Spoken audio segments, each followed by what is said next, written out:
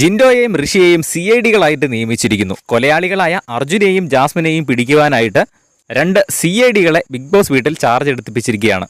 നമ്മുടെ CID രാംദാസ് സ്ക്രീനിലൂടെ വന്നാണ് ഈ ഒരു കാര്യം മത്സരാർത്ഥികളോട് പറഞ്ഞിരിക്കുന്നത്. 2 കൊലപാതകങ്ങൾ നടന്നു കഴിഞ്ഞു. അത് 2 സീരിയൽ കില്ലറാണ് എന്നാണ് നമ്മൾ മനസ്സിലാക്കുന്നതെന്ന് ലാലേട്ടൻ പറയുന്നു. അതുകൊണ്ട് തന്നെ 2 പേർക്ക് ഞാനൊരു CID ആയിട്ട് ചാർജ് കൊടുക്കുന്നു എന്ന് പറയുന്നു. അപ്പോൾ തന്നെ ബിഗ് ബോസ് അനൗൺസ് ചെയ്യുന്നുണ്ട്, CID ആയിട്ട് ചാർജ് എടുക്കുന്നത് ജിൻഡോയും ഋഷിയുമാണ് എന്ന് ബിഗ് ബോസ് അനൗൺസ് ചെയ്യുന്നു.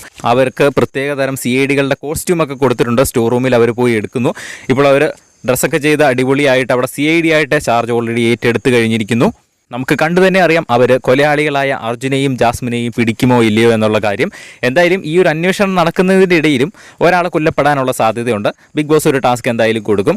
CID-മാരിൽ ഒരാളെ കൊല്ലപ്പെടാനുള്ള സാധ്യതയുണ്ട്. കാരണം എല്ലാ സീസണിലും പോലീസോ അല്ലെങ്കിൽ CID ചാർജ് എടുത്തു കഴിഞ്ഞിട്ട് അവരിൽ ഒരാളെ കൊല്ലാൻ വേണ്ടിയിട്ടുള്ള ഒരു പ്ലാനും ബിഗ് ബോസ് കൊടുക്കാറുണ്ട്. എന്തായാലും CID-കളായിട്ട് ഋഷിയും ജിൻഡോയും ചാർജ് എടുത്തിരിക്കുകയാണ്.